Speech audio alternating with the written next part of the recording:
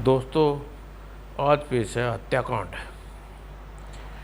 ये कवर चित्र है दोस्तों।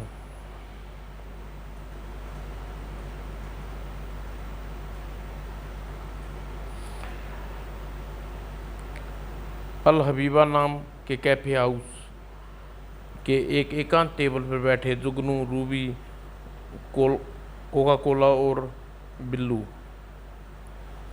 नाम के उन चारों शख्सों के चेहरे पर परेशानी के बादल मंडरा रहे थे।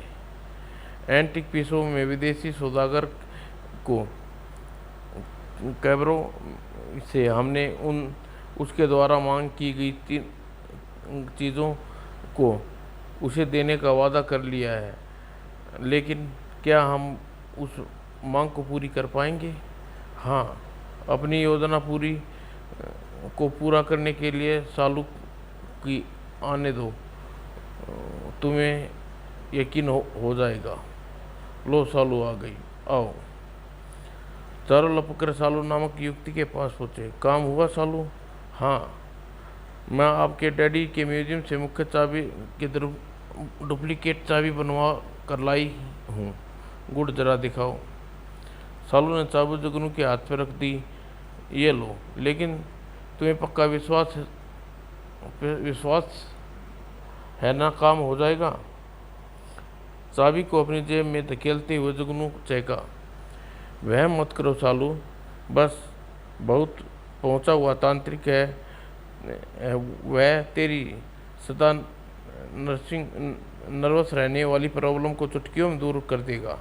बस उसे अपना अनुष्ठान करने के लिए हजारों साल पुरानी खोपड़ी चाहिए। तुम्हारे डैडी की म्यूजियम में रखी है, लेकिन उस खोपड़ी को चुराना ही क्या ज़रूरी है? मैं डैडी से मांग कर भी ला सकती हूँ। काफ़ी सोच समझने का जुगनू ने जवाब दिया। ये तंत्र मंत्र के मामले हैं सालू, इन्हें तुम नहीं समझोगी। तांत्रिक द्वारा दिए जाने वाला वह अनुष्ठान विशेष ढंग का है जिसे किसी मांगी हुई खोपड़ी से नहीं काम चलेगा। उसमें इस्तेमाल होने वाली खोपड़ी बस चुराई होनी चाहिए, और चूँकि हिम्मत न होने की वजह से तुम उसे चुरा नहीं पाओगी, इसलिए हम तेरे साथ यह कष्ट उठाना पड़ेगा। तुम्हारे द्वारा मंगाई उस डुप्लीकेट चाबी से हम म्यूजियम में घुस जाएंगे और वहाँ रखी खोपड़ी को चुरा कर ले आएंगे। बस फिर क्या होगा? अनुष्ठान और तुम्हारी ट्रेनिडर व हिम्मत वाली बन जाओगी। यह काम हो जाने के बाद हम खोपड़ी वापस ले जाकर वहाँ रख देंगे। मैं डरती हूँ कोई गड़बड़ न हो जाए। कुछ नहीं होगा, कुछ भी नहीं होगा। अच्छा, फिलहाल मैं चलती हूँ, रात को तुम्हारे बताए स्थान पर मिलूंगी। ठीक है। सालू वहाँ से जाते ही चारों आनंदित हो उठे। अपनी चिकड़ी चुपड़ी बातों में सालू को फंसाकर हमने उसे डैडी से म्यूजियम की डुप्लीकेट चाबी बनवा ली है। काम अब क्या करना है? वही जो प्लान बना है। चाबी की मदद से हम रात को म्यूजियम में होंगे, फिर लाखों का मालिक उसी रात। संभल कर। हल्की सी क्लिक के साथ दरवाज़ा डुप्लीकेट चाबी से म्यूजियम के ताले में घूमी, और जब चारों म्यूजियम के अंदर पुराने समय की कैसी कैसी अद्भुत चीज़ें म्यूजियम में हैं। सचमुच कमाल का संग्रह किया हुआ सालू के डैडी ने। बेवकूफ़ों, देखना छोड़कर अपना काम करो। हाँ, क्योंकि हम यह म्यूजियम देखने के लिए नहीं, चोरी करने के लिए आए हैं। चारों रखी बहुमूल्य एंटीक वस्तुओं को झपटे। जल्दी, अपना काम हो गया, चलो निकलो यहाँ से, चलो। लेकिन चलने से पहले चारों एक कदम उठा पाते, उससे पहले ही कदमों ने बेड़िया बनकर लिपट गई। ठहरो। चारों फिरकने को मात करते हुए अपनी एड़ियों पर केवल घूमे और उसे देखकर अचंभित रह गए। सालू, तुम सालू किस इसलिए? तो पीली कोठी के पास होना चाहिए था। यहाँ से निपटकर हम भी वहीं पहुँचने वाले थे और तुम तांत्रिक के पास ले जाने वाले थे। मैं तुम्हें यहाँ बताने आई हूँ कि मैं वहाँ नहीं जाऊँगी। काफ़ी सोच समझ कर मैंने इरादा बदल दिया है। मतलब इस म्यूजियम से खोपड़ी चोरी नहीं होने दे सकती, इसलिए तुम वह खोपड़ी तुम्हारे हाथों में है खोपड़ी, नहीं कुछ और भी चीज़ें हैं। ये सब चीज़ें तुम क्यों ले जा रहे हो? वो यूं ही सालू शंकित हो उठी। यूं ही नहीं, तुम ज़रूर कुछ गड़बड़ कर रहे हो। ये सारी चीज़ें जहाँ से उठाई वहीं रख दो, वरना मैं चिल्ला पड़ूंगी। लेकिन सालू, हमारी बात तो। सालू भी चीख पड़ी। सालू, मुझे कुछ नहीं सुनना, ये चीज़ें वापस रख दो। ओह, यह तो सारा खेल बिगाड़ने पर तुली है। हाँ, यह बना बनाया खेल बिगाड़ देगी दूसरे ही क्षण। हमारी बात हमारी बात नहीं, अब तुम कुछ नहीं सुनना लायक नहीं रह पाओगी। और जुगनू ने सालू पर छलांग दबोच लिया। जैसे ही पंजे में फंसकर हिरणी छटपटाई, वैसे ही जुगनू के शिकंजे में फंसकर सालू छटपटाई। जुगनू की पकड़ तेरे शरीर को छूटने से रहा। बेबी, अब तेरी आत्मा ही छूटेगी। आह, मुझे छोड़ दो। इसका जिंदा रहना हमारे लिए खतरनाक है जुगनू। अगर ऐसी बात है तो खड़े खड़े मुंह क्या देख रहे हो? करो इसकी आत्मा का शरीर से आज़ाद। और अगले ही पल बिल्लू, कोका कोला और रूबी के हाथों में चमक उठे चाकू और एक आग करके सालू के जिस्म में पैरस्त हो गई। और जुगनू की पकड़ में जलबन मछली की तरह फड़फड़ा उठी सालू का जिस्म। लेकिन हमारे लिए समस्या खड़ी हो गई। हमें इसकी लाश को ठिकाने लगाना होगा, वरना पुलिस हमें ज़मीन खोद कर निकाल लेगी। और कुछ ही पलों बाद हमेशा के लिए शांत हो गए। तुमने ठीक कहा कोका कोला, लेकिन इसलिए हमें इस लाश को ठिकाने लगाने के लिए बाहर लेकर नहीं जा सकते। कहीं लाश के साथ धरे न लिए जाएं। यह समस्या है तो, लेकिन रिस्क उठाना पड़ेगा। लेकिन लाश को ठिकाने लगाने के हमारे पास कोई चारा नहीं है। एक चारा है, वह मम्मी सुरक्षित रखने का खोल। गुड आइडिया, जिसमें सालू की लाश मम्मी बना कर रखा जा सकती है। लाश उठाओ। और एक पल बाद चारों लाश को मम्मी को सुरक्षित रखने वाले खोल कर अंदर रखने में व्यस्त थे। इस तरह सालू की लाश वर्षों तक नहीं सड़ेगी। सड़क। और जल्दी अपना काम खत्म करके चारों म्यूजियम से चुराई हुई वस्तुओं के साथ निकल चुके थे। फिर सड़क पर आंधी तूफान की तरह भागती कार में अब हम कहाँ चल रहे हैं जुगनू? होटल ब्लू मेन्यू, जहाँ ठहरे कास्त्रो को हमने यह सामान सौंपना है, बदले में दौलत हासिल करनी है। होटल ब्लू मेन्यू में पहुंचकर चारों एक जबरदस्त झटका लगा। क्या कह रहे हो तुम? ओह नो, यह तो गड़बड़ हो गई। यह सच है मिस्टर कास्त्रो, एंटिक पीसों की स्मगलिंग करने के जुर्म में आज शाम पुलिस की गिरफ्तार कर लिया। क्या हुआ सर? कुछ नहीं, तुम अपना काम करो। होटल की लॉबी से निकलकर वापस कार में आ बैठे चारों चेहरों पर सन्नाटा नाच रहा था। कास्त्रो के पकड़े जाने से बड़ी गड़बड़ हो गई है। अब हम एंटिक पीसों को बेचने के लिए कई व्यापारी को तलाश करना होगा और खड़े पैर ऐसा मुमकिन नहीं है।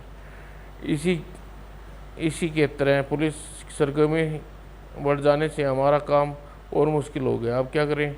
फिलहाल चुपचाप रहना ही हमारी सेहत के लिए अच्छा है। हड़बड़ी में कोई गड़बड़ी हो सकती है जो हमें जेल की सलाखों के पीछे पहुंचा सकती है। तुमने ठीक कहा जुगनू, लेकिन जब तक इन एंटिक पीसों का कौन रखेगा? हम चारों के पास एक एक पीसों को अपने बांट लेते हैं, ठीक है? और चारों एक एक पीस रख लिया और जुगनू को एक अमूल्य सलाह। हम चारों को देने के लिए सावधान रहना होगा, क्योंकि सालू गायब होने से सूचना ज़्यादा दिन तक छुपी नहीं रहने वाली। जुगनू का कहना एकदम ठीक है। और क्योंकि अगले दिन सुबह होते ही सालू के daddy professor Amarjeet police station Karamathpur police station Aamir Khan के सामने मौजूद थे। आपने अपने परिचय रिश्तेदारों से पता किया? यस इंस्पेक्टर, कल रात सालू इस संबित जगह पर तलाश कर चुका हूँ, लेकिन वह कहीं नहीं मिली। ओह, इसका मतलब मामला काफ़ी गंभीर है। ओके प्रोफेसर साहब, मैं आपकी रिपोर्ट लिख कर अभी उस इन्वेस्टिगेशन शुरू करवाता हूँ। उम्मीद है कि हम जल्दी आपकी बेटी को ढूंढ निकालेंगे। Thank you inspector. Police station से बाहर निकलकर प्रोफेसर अमरजीत के मस्तिष्क में भारी उथल पुथल मची थी। कुछ दिनों से साली उखड़ी उखड़ी सी रहती थी। कहीं उसने गायब होने के पीछे उसका स्वभाव का कोई हाथ तो नहीं। मुझे उसके दोस्तों से मिलकर उसके बारे में पता करना चाहिए। प्रोफेसर अमरजीत उसके पास सबसे पहले पहुंचे। वे चारों थे। जी नहीं, हमने सालों को कई दिनों से नहीं देखा। मैं भी उनसे कई दिनों से नहीं मिली। मैं चारों के मुंह इनकार सुनकर ठनक गया। प्रोफेसर, इन चारों के स्वर में इनकार कर दिया। कहीं इनकी बातों में कोई भेद तो नहीं छुपा, लेकिन जब तक इनके खिलाफ कोई सबूत ना हो इनका मैं कुछ भी नहीं कर सकता। ठीक है, अगर तुम किसी को सालू दिखाई दे तो उसके बारे में कोई सूचना मिले तो मुझे तुरंत खबर करना। Okay uncle. Professor Amarjeet police कई दिनों से खोजबीन का नतीजा सिफर निकला। सारी प्रोफेसर, हम आपकी लाख कोशिश के बाद भी आपकी बेटी को नहीं खोज पाए। अपनी बेटी को गम में अमरजीत अर्धविकसित से हो गई। जानते हो इंस्पेक्टर, मेरी बेटी क्यों नहीं मिल रही? उसकी हत्या कर दी गई है, उसे मार डाला गया है। इंस्पेक्टर, उसे मार डाला गया है। लेकिन तुम देखना इंस्पेक्टर, उसका हत्यारा कोई भी हो, उसका पता लगा लूँगा और तड़पा तड़पा के मारूंगा। ओह, बड़ा ज़बरदस्त शाक लगा प्रोफेसर दिमाग को। लेकिन उसका कहना ठीक हो सकता है। मुझे इस लाइन में भी काम करके देख लेना चाहिए। और सुनसान अंधेरी रात, घना और सन्नाटा, जो सारे जहान को, इस बंगले को भी अपने आगोश में समेटे हुए था, जिसमें एक कमरे में बिल्लू लंबी तान के सोया था। अचानक उस हाथ ने बिल्लू के सारे जिस्म में रेंगना शुरू कर दिया। उठ बिल्लू, उठ। बुरी तरह हड़बड़ा उठा बिल्लू। कौन है? कहाँ है? इधर देख बिल्लू, मैं यहाँ हूँ। और बेहद फुर्ती से घुमा बिल्लू और सूखे पत्ते की तरह काँप कर रह गया। उसने जिस्म पर मसानों में ढेर सारा पसीना उगल दिया। बेहोशी की आगोश में जाने को मचल उठे। और ऐसा होता भी क्यों ना। उसकी आंखों के सामने भयानक प्रतिमूर्ति बनी मम्मी जो खड़ी थी। कौन हो तुम?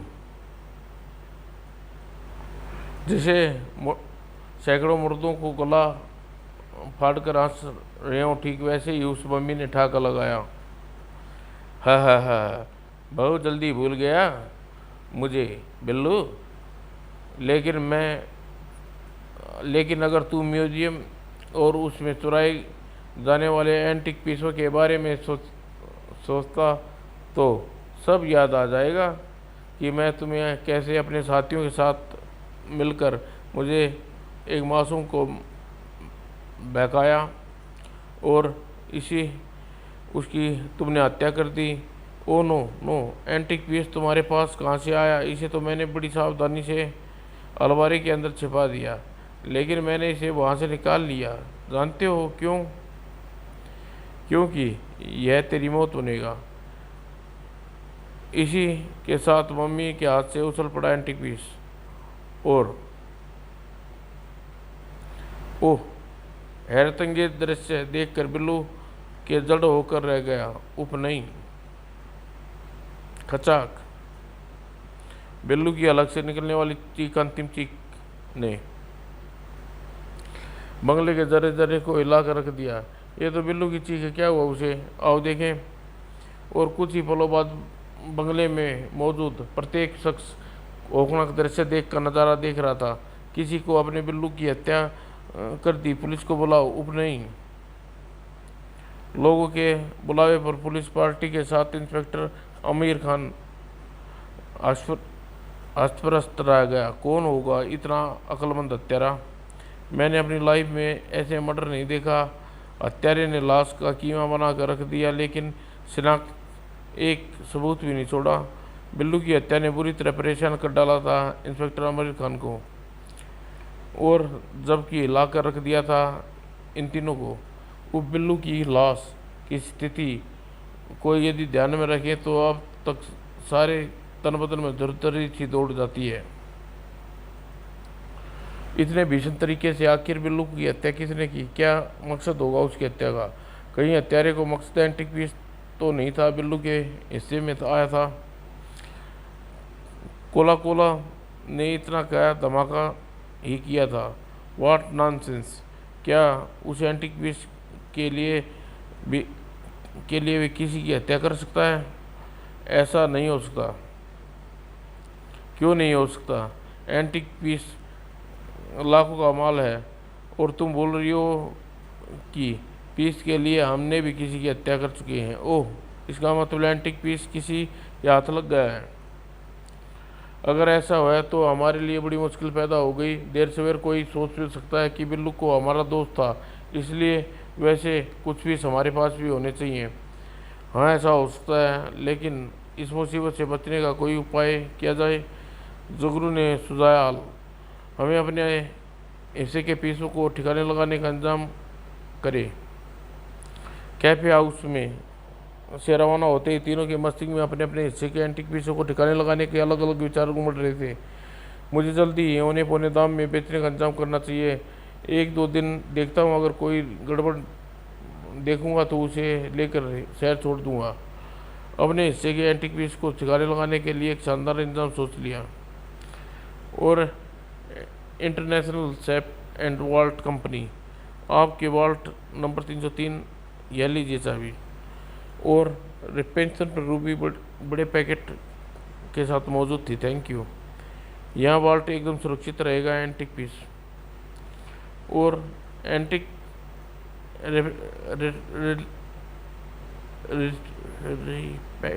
सन से चाबी लेकर रूबी वॉल्ट रूम में पहुंची। वॉल्ट एकदम सुनसान पड़ा हुआ है। मेरे लिए बहुत ही फायदेमंद बात है, क्योंकि ऐसे माहौल में एंटीक पीस को मैं पूरी तसल्ली से वॉल्ट में रख सकती हूँ। और अपने वॉल्ट के पास पहुंचकर रूबी ने उसे खोला और उसमें एंटीक पीस रख दिया। वापस लौट पड़ी। अब ठीक है, अब मेरा हिस्सा एकदम सुरक्षित रहेगा। लेकिन कोई चिंता नहीं। अरे, उसने जैसे चौंकना वाजिब था और साथ वाली सीट की ओर से नज़र जैसे ही पड़ी, वह बिच्छू ने उस पर एक का डंक सारे डंक मार दिए हो। जैसे एंटीक पीस सभी वॉल्ट में रख कर आ रही थी, वह साथ वाली सीट पर रखा था। मैंने तो इसे अपने हाथों से वॉल्ट में रखा था, यह यहाँ कैसे आ गया? लाख सोचकर भी तुम इसका जवाब तब तक नहीं ढूंढ पाओगी रूबी, जब तक मैं तुम्हें अपने मुंह से न बता दूं कि यह मेरे द्वारा तुम्हारी कार में लाया गया है, और वो भी इसलिए कि तुम्हारी मौत का कारण बनेगा। सालू तुम हो? ठीक, बिल्कुल ठीक पहचाना तुमने मुझे, और ये अच्छा भी हुआ। कम से कम तुम्हें इस बात का गुमा तो नहीं रहेगा कि तुम्हारे किसी कर्मों की सज़ा के रूप में एक भयानक और तड़पती हुई मौत दी जा रही है। सीट पर पड़ा ताला उसकी गेंद की मात उछला रूबी के गले में जा लटका और पीड़ा से बुरी तरह चीख उठी रूबी और कार के स्टीयरिंग से जुदा हो गई। और इसी के साथ सड़क पर दुर्गति से भागती कार बुरी तरह लड़खड़ा उठी और जा टकराई बिजली के बड़े ट्रांसफार्मर से, जिसमें पल भर में कार के साथ रूबी भी मौत शरीर के परकचे उड़ा गई। दहल कर रह गया हर शख्स जिसने खौफनाक मंजर पर नज़ारा किया। उफ, इतना भयानक एक्सीडेंट, इतना खौफनाक सीन। लेकिन इंस्पेक्टर आमिर खान के लिए एक रहस्यमय घटना थी। 5 जिगरी दोस्तों में जिसके नाम सालू नाम की लड़की गायब हुई थी, बिल्लू और रूबी की रहस्यमय ढंग से मारे गए, इन घटनाओं का कोई राज छिपा है। मुझे इस राज को जानना होगा। लोगों के लिए एक्सीडेंट था और ऐसा कैसे होगा यह अच्छी तरह जानता हूँ। रूबी की मौत की खबर जुगनू तक पहुंची तो वह उस पर गाज गिरी। बिल्लू के बाद रूबी भी मर गई। क्या दोनों की मौत महज एक्सीडेंट थी, कुछ और? क्या चक्कर है? कुछ समझ में नहीं आ रहा। सोचते सोचते उसका सिर दुखने लगा। उसने अपनी आंखें बंद कर ली और सोने का प्रयास करने लगा। न जाने बेचैनी क्यों महसूस हो रही है। इतनी रात गुजर गई और नींद नहीं आ रही। और ठीक उसी समय रेन पाइप के ऊपर चढ़ रहा था कोई साया, जिस पर गेंद की तरह चिपकी हुई थी दो गिद्ध की आंखें। आखिर मेरी निगरानी रंग लाई। मेरा विचार सही निकला। बिल्लू रूबी के बाद सचमुच जुगनू का ही है, और आज हत्यारे को अपना मकसद में सफल नहीं हो सक पाएगा, क्योंकि उससे हरगिज सफल नहीं होने दूंगा। इधर वह साया जो कि एक मम्मी के रूप में स्पष्ट नजर आ रहा था, खिड़की के रास्ते कमरे में पहुंच चुका था। कौन हो तुम? तेरी मौत। हल्की सी आवाज़ जुगनू चौंक कर रख दिया, और उसी चौंकने की उसकी जान बचा ली। इस बार मम्मी कुल्हाड़ी हाथों में थमी आवाज़ ने फ्रीज कर दिया। रुक जाओ बाहर। इस बार अगर तुम्हारा हाथ चला तो मेरी रिवॉल्वर की गोली चल जाएगी। इंस्पेक्टर खान, अब बच गई मेरी जान। कितनी भी बचा ले, आज तेरे सारे टुकड़े होकर रहेंगे। ना ना, भागने की कोशिश मत करना, वरना मैं तुम्हें जैसे हो। आह, तुमने मुझे नहीं रोक तुम मुझे नहीं रोक पाओगे इंस्पेक्टर। अप्रत्याशित ढंग से मम्मी ने इंस्पेक्टर पर वार किया। और रुक जाओ वरना गोली चला दूंगा। ओह, मुझे नहीं लगता मेरी चेतावनी का कोई असर हुआ, इसलिए अब उसे रोकने के लिए गोली चलानी होगी। लेकिन फिर भी अंधेरे का भरपूर फायदा उठाकर वह इंस्पेक्टर खान की आंखों से झूल झोंक कर उंधल हो गया। ओह, निकल गई मम्मी। लेकिन मैं अच्छी तरह जानता हूँ यहाँ से भाग कर निकलने के बाद मम्मी कहाँ जाएगी। और गर्म सलाखों की बाती मम्मी के पाँव में प्रवेश करती चली गई। और तुरंत ही भाग खड़े हुए इंस्पेक्टर खान ने जुगनू को दिया एक आदेश। मैं अभी आया जुगनू, तुम यहीं रहना, मुझे तुमसे बहुत सारी बातें करनी है। और एक पल इंस्पेक्टर खान आंधी तूफान की तेजी से अपनी जीप को ड्राइव करता चला गया। जुगनू खुशी से नाच रहा था। मैं बच गया। इंस्पेक्टर खान ने ऐन मौके पर पहुंचकर मेरी जान बचा ली। चूँकि अब वह हत्यारे को पहचान चुके हैं, इसलिए मुझे डरने की कोई ज़रूरत नहीं। नहीं, ऐसा नहीं है जुगनू, तू इंस्पेक्टर खान दोनों गलत दिशा में सोच रही हो। वह गूंज उठी आवाज़ जुगनू तेजी से पीछे घूमने के लिए मजबूर कर दिया। और जुगनू मजबूर कर दिया। पीछे का दृश्य जड़ी के मरीज की तरह कांप उठने के लिए। जुगनू के कंठ से फंसी सी आवाज़ निकली, जबकि यहाँ प्रोफेसर अमरजीत के बंगले पर सिंह की मादिर डाल रहा था इंस्पेक्टर खान। कोई लाख कोशिश कर ले इंस्पेक्टर प्रोफेसर, गोली के जख्म इतनी जल्दी ठीक नहीं होते। वैसे अगर तुम्हारे दिमाग में यह सवाल कुलबुला रहा हो कि मैं तुम तक इतनी जल्दी कैसे पहुंच गया, तो तुम्हें बता ही देता हूं कि अभी मैंने तुम्हें मम्मी का रूप में देखा तो एकदम समझ गया, जिस सफाई से तुमने मम्मी बने हुए थे वह वही आदमी बन सकता है जो मम्मी के बारे में बहुत कुछ जानता हो। और आम आदमी इस ढंग से मम्मी शब्द का मतलब समझ नहीं सकते, वे मम्मी कैसे बन सकते हैं। इतना समझ जानने के बाद मुझे झट से तुम्हारा ख्याल आया, क्योंकि तुम्हारी बेटी गायब हो चुकी है। उसका जिम्मेवार शायद तुम अपने जिगरी दोस्तों को मानते हो। और अब जब तुम कबूल करो कि तुमने ही बिल्लू और रूबी का इस ढंग से मारा है कि मृत्यु रहस्यमय लगी। हाँ हाँ, तुमने ठीक कहा है इंस्पेक्टर, अपनी बेटी के गायब होने की जिम्मेवारी उन चारों को मानता हूँ, लेकिन अफसोस यह है कि उनमें से किसी का खून मैंने अपने हाथों से नहीं बहाया। और प्रोफेसर, तुम्हें गिरफ्तार करना ही मुनासिब होगा। परंतु इंस्पेक्टर खान प्रोफेसर की हाथ में हथकड़ियाँ डाल दी। ओह, अपनी बेटी के गम में प्रोफेसर आदि पागल हो चुके हैं। ऐसे पागलपन में किसी की भी हत्या कर सकते हैं। इसलिए अब मुझे इन्हें जुगनू से मुझे लगता है प्रोफेसर की बेटी गायब होने के बारे में बहुत कुछ जानता है।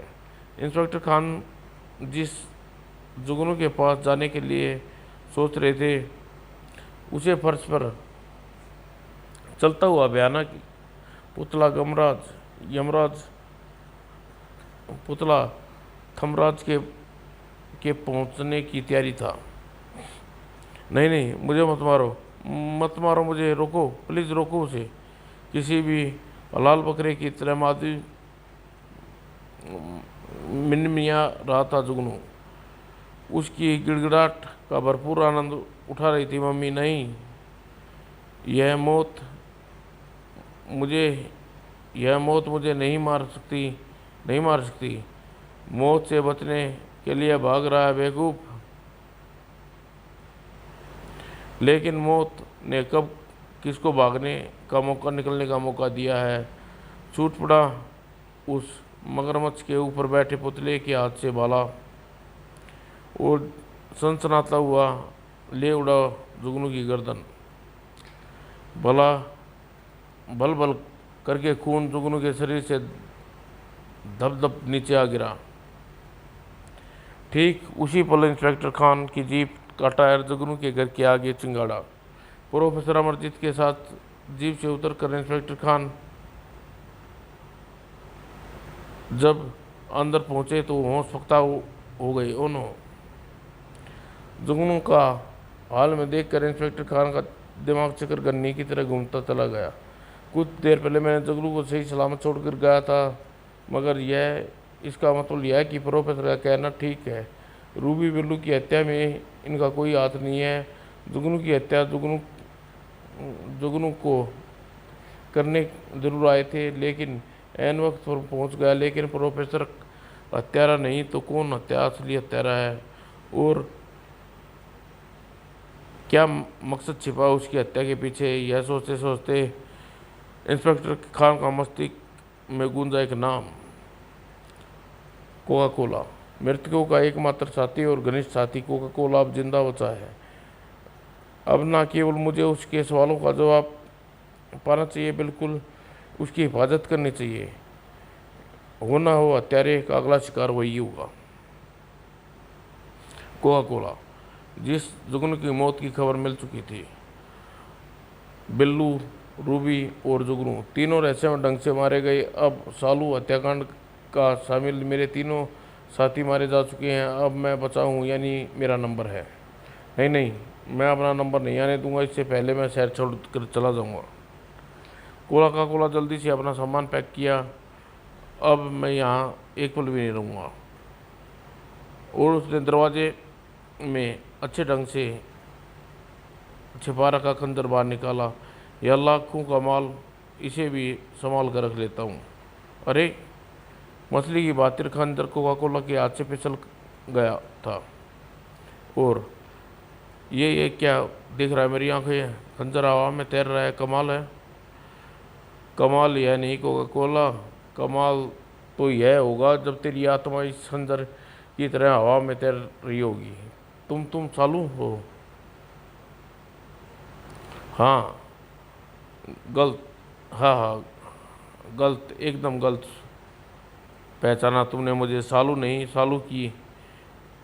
सालू हो ही नहीं सकती। लेकिन यह एंटिक पीसों के लिए तुमने सालू को मार डाला, इसलिए सालू नहीं, उसकी आत्मा हूँ मैं। तुम दरिंदों का बदला लेने के लिए भटक रही हूँ मैं, और ये भटकाव आज ख़त्म होगा तेरी मौत के साथ। मम्मी के अलग से निकला था कि और तूफान की तरह लहराया वह खंजर। वह थर्रा देने का नज़ारा पेश करता चला गया। तभी आंधी तूफान की तरह भागता हुआ इंस्पेक्टर खान प्रोफेसर अमरजीत के साथ वहाँ पहुँचा। आओ इंस्पेक्टर, मैं जानती हूँ कई दिनों से होने वाले रहस्यमय हत्याकांडों ने तुम मेरे कर रखा है। लो आज तुम्हारी परेशानी खत्म हुई। वे सभी आत्माएं हत्याएं मैंने की हैं। मैं जुगनू रूबी कोका कोला का यात्री हूँ। इंस्पेक्टर ने अपनी रिवॉल्वर उस पर तान दी। मैं तुम्हें गिरफ्तार करता हूँ। खिलखिला कर हंसी वह आत्मा। हाँ हाँ हाँ। इंस्पेक्टर अपनी रिवॉल्वर अपने होल्डर में रख लो। तुम इंसानों को गिरफ्तार कर सकती, आत्मा को नहीं। हाँ आत्मा, आत्मा हूँ मैं, सालू की आत्मा, जिसे जुगनू और बिल्लू और कोका कोला ने बड़ी बेरहमी से मार डाला। फिर मम्मी के रूप में मौजूद सालू की आत्मा ने अपनी गुजरी प्रत्येक घटना बता डाली। सब कुछ सुनकर प्रोफेसर अमरजीत करुण स्वर में चीखे, सालू मेरी बेटी, अब रोने चिल्लाने से कुछ नहीं होगा डैडी, जो होना था वो हो गया, संभालिए अपने आप को। वैसे मेरी वजह से आपके म्यूजियम में एंटिक पीस चोरी हुए थे, मैंने उन्हें वापस ले जाकर यथास्थान पर रख दिया है। अब आप मुझे अबागान को एक मेहरबानी कीजिए, मेरी लाश आपके म्यूजियम में मम्मी के रूप में एक ताबूत में मौजूद है, वहाँ से निकाल कर उसका भी विधिवत अंतिम संस्कार कर दीजिए ताकि मुझे शांति मिल जाए। आप ऐसा करेंगे ना डैडी? हाँ मेरी बच्ची, तेरा डैडी ऐसा कर जरूर करेगा। और इतना कहते ही पक पक रो पड़ा। लेकिन उसका रोना उस सुनने के लिए सालू की आत्मा मानी थी। वह तो कभी की दूसरे संसार में गुम होने के लिए जा रही थी। समाप्त दोस्तों।